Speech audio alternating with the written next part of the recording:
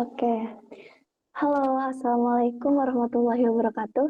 Kembali lagi di Posil Podcast Sipil. Saya Resma Melani sebagai moderator dan pada Posil kali ini akan membawakan tema tentang peran puan dalam organisasi. Kebetulan nih narasumbernya kita kedatangan teteh cantik nih, yaitu Teh Serly Yulianti. Nah, Teh Serly juga sama-sama Teh. Teh Serly juga kebetulan di himpunan menjabat sebagai wakil ketua himpunan ya Teh. Ya, benar. Nah, nih Teh kabarnya? Alhamdulillah baik. Gimana nih Resma? Baik? Alhamdulillah harus juga baik Teh. Ini Teh selama masa pandemi ini Teteh kesibukannya ngapain aja sih? Apa sibuk sama tugas kuliah atau ada kesibukan lain gitu? Ini kan habis UTS nih. Ada Iya. minggu-minggu istirahat lah sehari-hari. Tapi kalau untuk urusan himpunan ya tetap jalan. Berarti sambil relax dulu setelah UTS gitu sambil Iya, benar. mikirin tugas-tugas himpunan ya Teh ya. Iya. Nah, ngomongin organisasi, Teteh uh, emang dari dulu udah apa ya, udah ikut organisasi gitu. Misalkan di SMP, di SMA, apa awal-awal kuliah gitu ikut organisasinya. Enggak, dari dulu. Dari Oh, SMA. oh dari SMA. Itu Ya, uh, keinginan Teteh sendiri apa karena terpengaruh sama teman gitu atau emang disuruh orang tua harus ikut organisasi gitu? enggak. Keinginan sendiri sih ngeliat. Kayaknya kalau ikut organisasi kita bakal dapet banyak manfaat deh. Gak cuman koneksi, tapi manfaat apa ya pengetahuan atau wawasan yang bisa digali dalam berorganisasi itu banyak. Ya dari diri sendiri sih, dimulai dari diri sendiri. Iya ya Teh, benar emang menurut Tasmi juga penting sih ya ikut organisasi gitu. Iya benar. Nah, ini apa sih hal apa sih yang memotivasi Teteh untuk bisa ikut bergabung dalam organisasi gitu?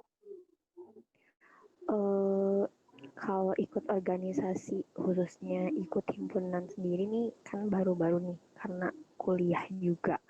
Dan di kuliah sendiri ada yang namanya himpunan mahasiswa kan. Iya. Kalau ditanya organisasi, kan organisasi itu kelompok dalam wadah tertentu, ya kan, untuk mencapai Iya. tujuan bersama. Nah, dilihat dari realita-realita yang ada, sebenarnya apa sih yang dibutuhkan dari mahasiswa-mahasiswa, khususnya mahasiswa himpunan mahasiswa teknik sipil Unikom. Nah, mungkin saya sendiri bisa menjadi apa ya media untuk merealisasikan tujuan tersebut agar tercapainya eh, tatanan yang lebih baik lagi untuk mahasiswa teknik sipil Unikom kayak gitu. Iya, kayak misalkan ingin ikut andil gitu untuk memajukan atau mengembangkan si himpunan tersebut ya Teh ya. Iya benar. Nah, Resma penasaran nih, siapa sih tokoh yang bisa menginspirasi Teteh untuk ikut organisasi gitu? Kalau dibilang inspirasi pastinya dari diri sendiri dulu sih. Iya. Pengen berkembang lebih baik lagi, pengen mencari apa yang maksudnya nggak pernah puas dengan apa yang ada gitu. Pengen lebih ke eh, apa ya ingin bermanfaat untuk sekitar. Kalau khusus kalau misalnya tokoh ada banyak kayak Jacinda Ardern, PM-nya Selandia Baru. Terus ada Najwa Shihab juga banyak pokoknya banyak banget tokoh-tokoh perempuan yang sangat-sangat inspiratif.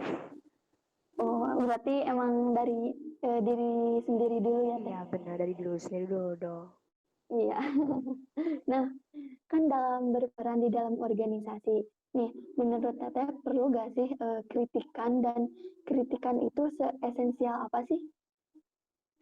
Perlu perlu banget kritikan itu, apalagi kalau sifat kritikan itu harus sifatnya konstruktif ya, membangun. Iya, Itu bisa jadi patokan evaluasi buat hal-hal yang memang harusnya diperbaiki untuk kedepannya lebih baik lagi, khususnya untuk membawa organisasi. Jadi kalau ditanya kritikan itu esensial apa, ya pasti sangat esensial, karena kalau nggak ada kritikan ya kita nggak bisa mengevaluasi dan jadi lebih baik lagi.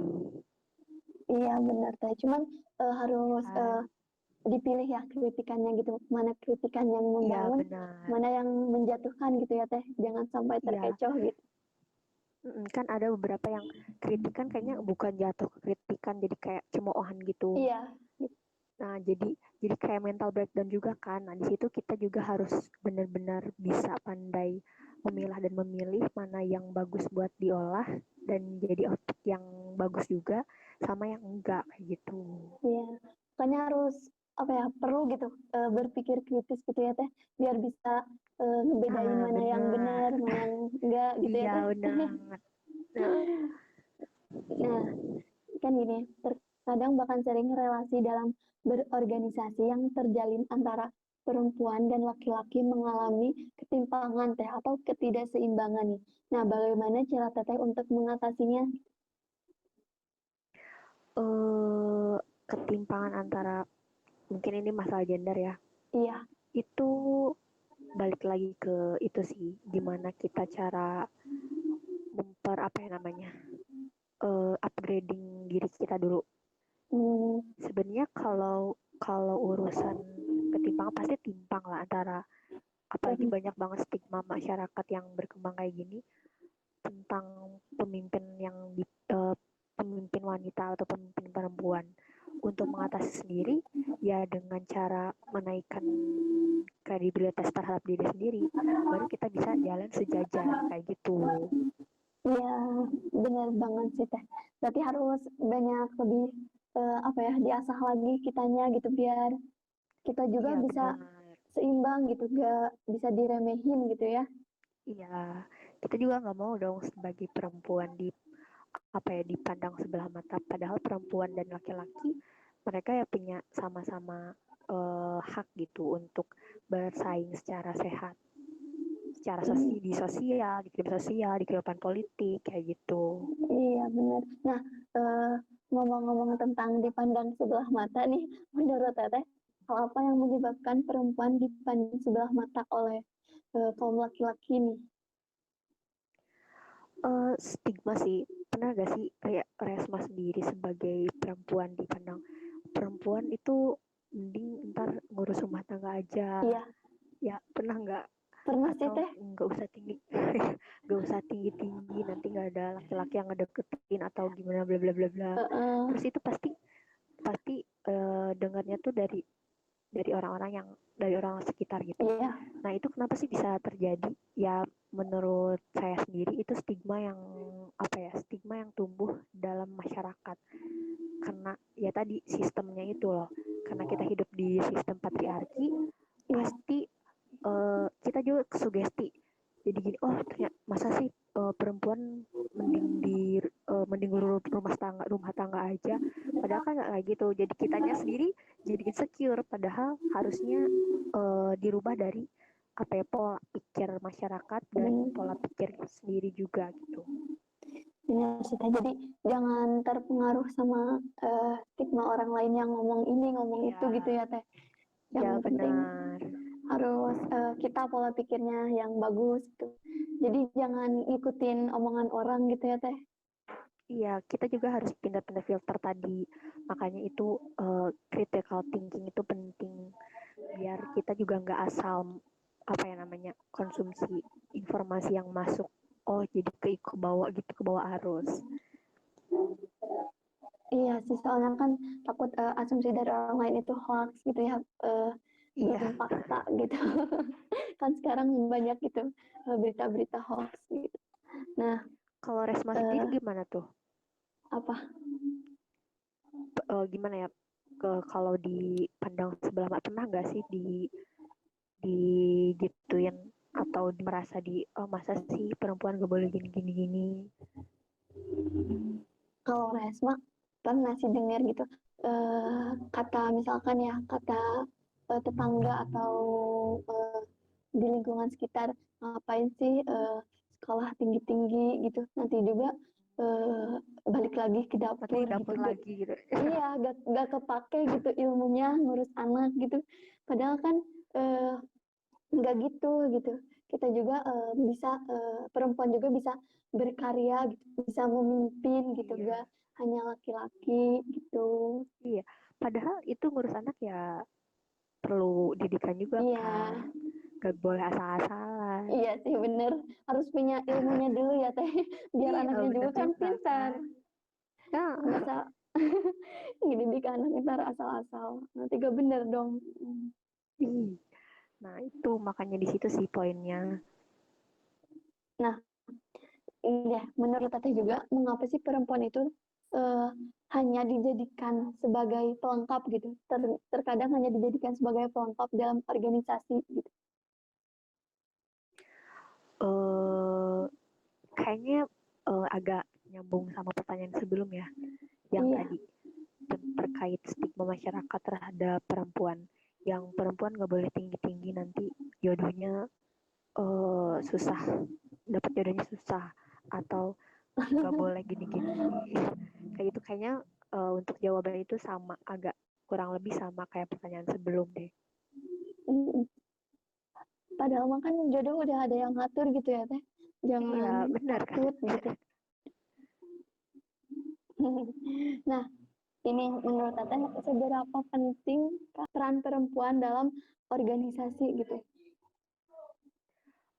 Penting, penting banget. Apalagi kalau kita udah masuk ke membuat peraturan atau membuat kebijakan yang sifatnya global. Terus lalu penting juga dalam decision making, artinya membuat keputusan. Saya baca-baca juga terkait kepemimpinan yang dipimpin oleh perempuan.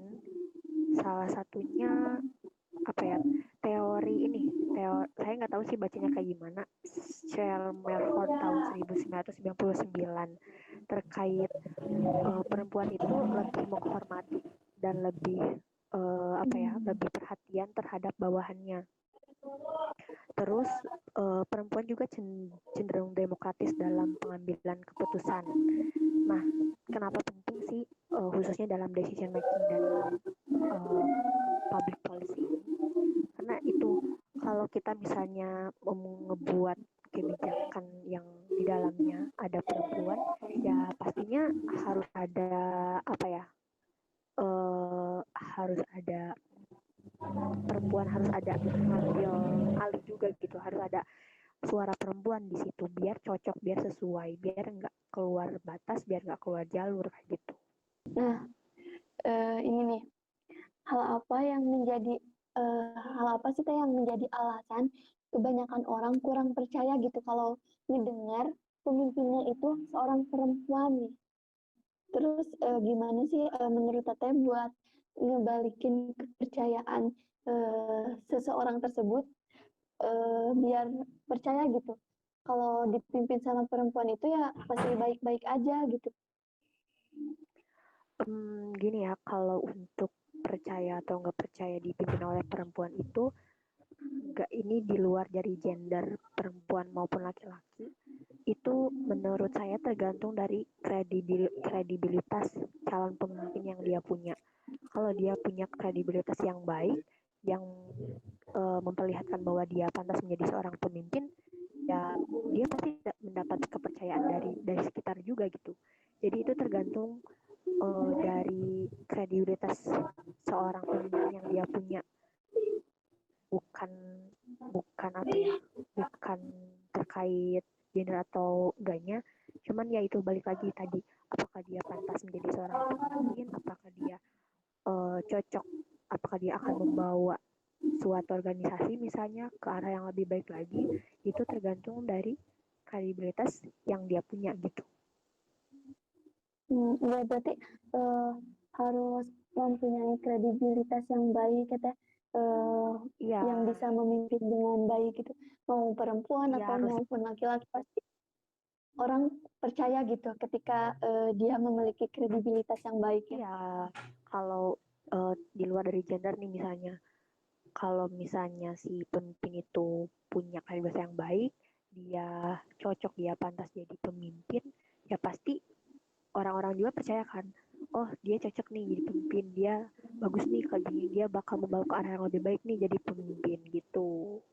Tapi ya tadi itu kita juga harus maksudnya harus tetap mengawal gitu, mengawali, jangan sampai kita apa ya, kedodoran atau eh, namanya kecolongan gitu, kayak kasus-kasus pemimpin-pemimpin yang sekarang aja yang bisa dilihat, entah itu terkait korupsi atau kolusi atau nepotisme kan banyak. Makanya kita sebagai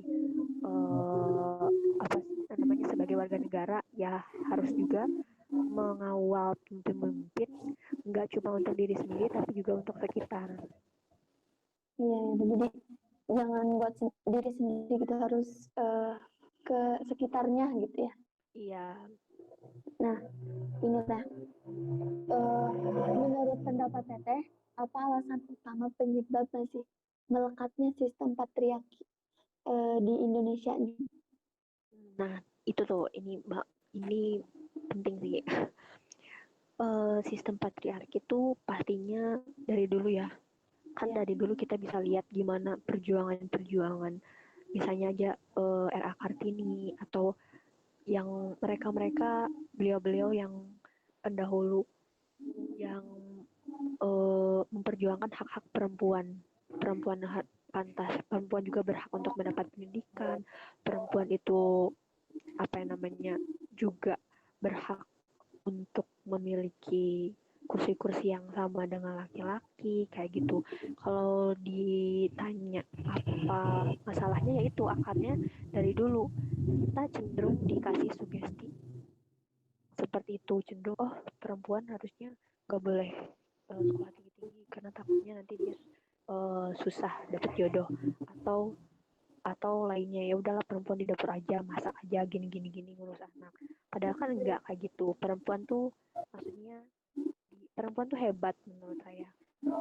Mereka bisa multitasking, dia bisa jadi ibu, dia bisa jadi perempuan karir, dia bisa jadi apapun yang dia mau.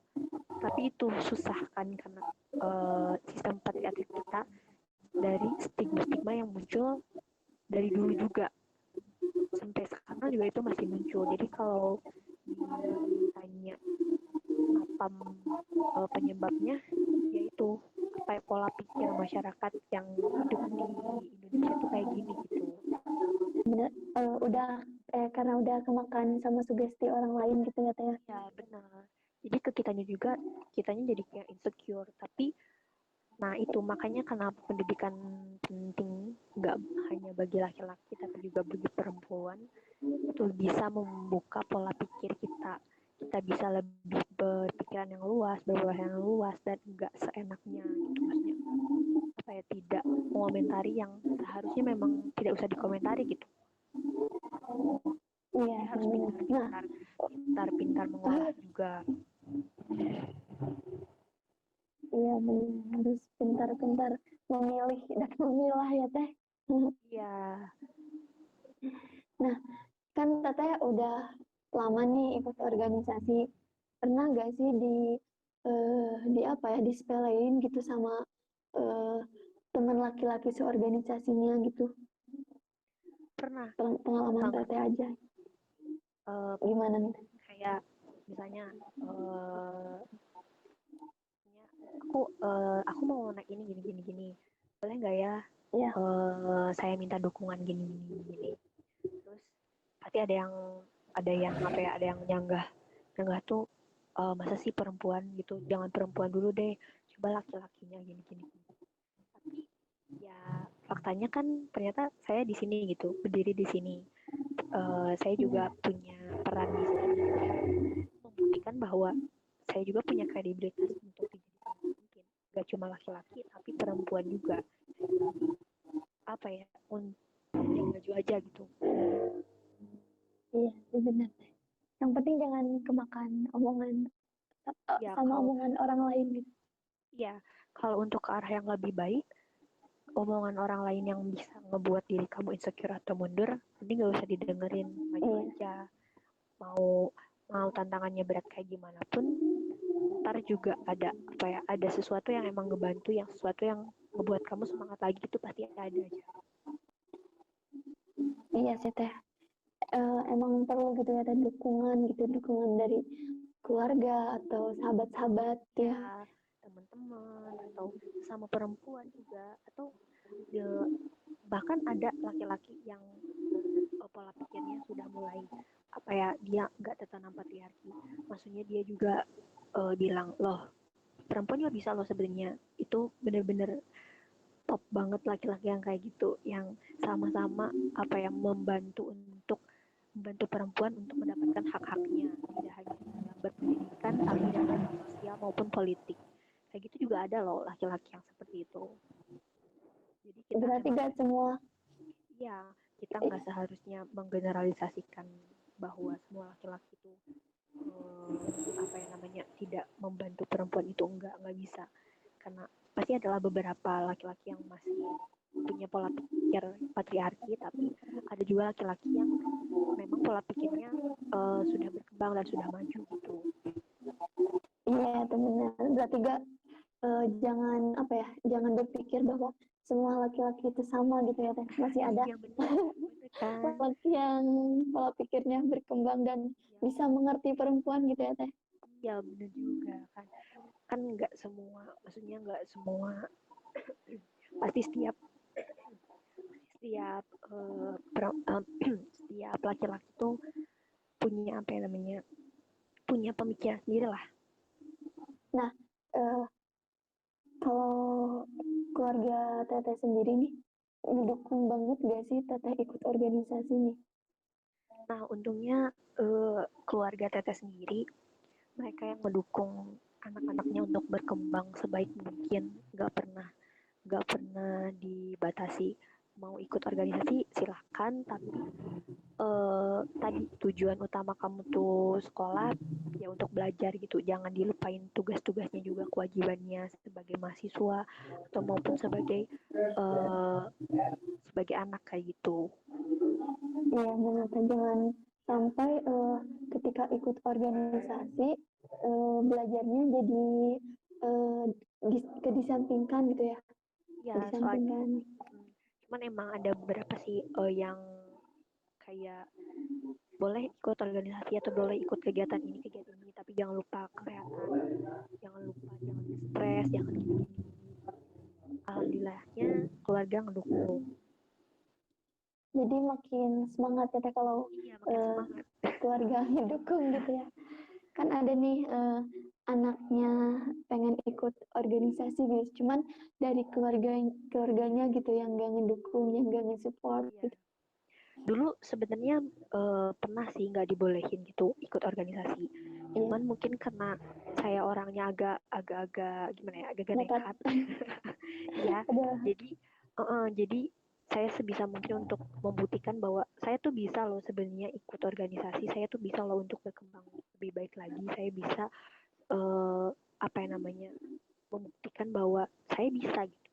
Saya bisa belajar dengan baik, tapi organisasi juga jalan gitu. Nah baru kayak gitu ya, silakan eh, apa jalani yang keputusan kamu yang udah kamu ambil, jalani dengan baik, jangan lupa kewajibannya, lalu jalankan hal-hal lainnya dengan apa ya, dengan tepat lah gitu. Iya, nah berarti intinya mah harus ngebuktiin dulu gitu ya teh, jangan ngomong-ngomong terus gitu kalau Iya gak ada buktinya benar, gitu. agak susah juga. Iya sih, kalau harus dapat percaya dari orang tua itu harus emang harus ngebuktiin gitu ya teh. Ya karena namanya orang tua kan pasti mau yang terbaik buat anak, gak mau anak-anaknya gimana-gimana gitu. Ya tetap juga berpikir ke situ. Iya sih, tapi teh kan teteh ikut organisasi sama mm, kan belajar juga nih banyak tugas-tugas kuliah. Nah teteh suka ini gak, suka repot gak sih gitu ngejalaninnya gitu. Kalau ditanya repot enggak, pasti repot kan. Cuman balik lagi, jangan sampai keputusan yang kita ambil di awal tuh malah apa ya, maksudnya nggak sesuai dengan ekspektasi gitu. Pasti selalu ada jalan. Jangan sampai kamu menyesali keputusan yang kamu udah buat, tapi bukan berarti nggak ada hal yang disayangkan ya. Cuman kita belajar di sini, kita belajar tanggung jawab, itu namanya proses. Kita harus enjoy prosesnya, enjoy sakitnya. Karena kalau nggak ada kayak repot-repot gitu, atau kayak apa ya, gimana ya, kayak misalnya ya aku gini sih, kenapa sih banyak banget tugas, atau ini gimana nih, ini belum, masalah ini belum, gini gini, ya gak apa-apa, enjoy the process. Kita nggak tahu kan kedepannya ini bakal gimana, kita nggak tahu kehidupan tuh apa ya, lebih keras atau lebih kayak gimana. Makanya lebih baik ya prepare dari sekarang aja gitu. Ya, benar. Jadi apapun Hadapi yang aja masalah yang ada. ya, benar. Jadi apapun yang kita lakukan ya kita harus bertanggung jawab gitu ya teh. Iya bener. Misalnya nih, Resma tuh merasa, aduh salah jurusan nih, Iya, salah jurusan nih, masuk teknik gini gini gini, pusing, banyak hitungan gini gini gini. Ya udah, nggak apa-apa, maju aja. Mau mau yang penting jangan mundur, karena mundur pun belum tentu kita dapat jawaban. Yang penting lebih baik maju dan do your best gitu loh. iya benar. Ya, yang penting ya jalani aja gitu yang sekarang gitu ya teh. Jangan nyerah gitu. Belum apa-apa udah ngeluh, udah nyerah gitu ya. Wajar sih ngeluh, cuman maksudnya Iya, kita boleh ngeluh tapi jangan sampai kita nyerah gitu. jangan sampai nyerah gitu. Cuman boleh ngeluh gitu ya teh ya. Boleh banget, itu manusiawi karena namanya juga manusia lah. Masa gak boleh ngeluh terus, kalau ditahan-tahan ntar malah numpuk, bener nggak? Iya, jadi stres gitu ya teh kalau Iya malah ditahan ya. ntar malah lebih stres lagi. Pernah di titik terendah, cuman kalau gimana cara bangkitnya lagi, eh, lebih apa ya, lebih ke introspeksi aja. Oh ini sebenarnya apa sih yang salah, masalah apa sih yang harus diselesaikan. Ntar bukan malah numpuk-numpuk, ya udah nggak apa-apa nggak apa-apa, kamu nggak usah pikirin gini gini gini, terus malah ditumpuk, ntar dalam suatu waktu itu membludak, kan bahaya juga ya. Iya, Beresin aja satu-satu problem yang kamu punya, ntar ntar jalan sendiri gitu. Pasti ada sesuatu yang memang kamu lihat, oh ini ternyata kalau kita nggak kayak gini-gini, kita gini loh, misalnya kita ngedapetin, kita terluka, jadi kita terluka. iya. Kalau nggak kita terluka, kita nggak bisa belajar untuk menghindari penyebab luka tersebut kan. Dari situ kita belajar bahwa ya enjoy the process. Ya benar banget sih teh yang paling penting tuh introspeksi diri dan bisa apa ya, bisa benahin diri gitu. Iya benar. Ketika kita ngelakuin kesalahan ya lihat mana sih yang salahnya gitu. Jadi buat tahan ke depannya gitu biar gak salah langkah lagi gitu ya teh. Jadi di situ kita juga bisa mempersiapkan step apa sih yang harusnya kita ambil selanjutnya, biar kita enggak jatuh di lubang yang sama. Lubang yang sama. Nah, gitu. Benar sekali nih. Nah, teh, sebelum podcast ini berakhir nih, pesan untuk para perempuan yang masih ragu untuk berperan dalam organisasi karena adanya pernyataan tentang perempuan dibatasi ketika sudah berhubungan di ruang publik nih. Pesan apa sih yang ingin Teteh sampaikan gitu untuk perempuan-perempuan di luar sana? Itu susah banget sih sebenarnya. Sekarang juga saya masih sering ngerasa dipandang sebelah mata hanya karena saya perempuan gitu. Yang dominasinya di teknik ini banyak laki-laki ya kan. Iya. Nah, jadi untuk pesan saya terhadap perempuan-perempuan di luar sana, jangan takut untuk berkembang ke arah yang lebih baik lagi, jangan takut untuk keluar dari zona nyamannya, prepare yourself, be confident, akan selalu kalau ada banyak tantangan buat kita para perempuan, nggak apa-apa, enjoy prosesnya, karena di situ kita temuin hal-hal yang penting gitu. You are worth hanya karena kita hidup di society yang mungkin sulit bagi kita untuk berkembang, tapi bukan berarti kita nggak bisa berkembang. So yeah, don't settle for less, we deserve better. Yang penting jalani apa yang ada gitu ya teh. Enjoy aja gitu, gak usah apa ya dibikin ribet kayak gitu. Ya kita harus mau nggak mau masalah yang ada ya kita harus hadapi, bener nggak? Apalagi sebagai perempuan nih, kita perempuan agak memang sepertinya yang saya rasain tuh agak sulit kalau untuk berorganisasi yang dominasinya kita di sini kan perempuan dikit tuh, kebanyakan laki-laki. Iya. Nah nggak apa-apa, kita kita buktiin di situ bahwa perempuan juga bisa, perempuan juga penting. Nah, sayang sekali nih teh waktunya udah habis, padahal masih pengen Ini kita ngobrol dari jam lagi. berapa sih? Ada Lumayan hampir deh 1 jam kayaknya teh. ada ya. Ada kayaknya. Nah, terima kasih banyak buat teh Cece yang udah ngeluangin waktunya buat eh, fosil kali ini. Jangan kapok-kapok ya teh. Siap-siap, Resma juga jangan kapok-kapok Iya loh. teh.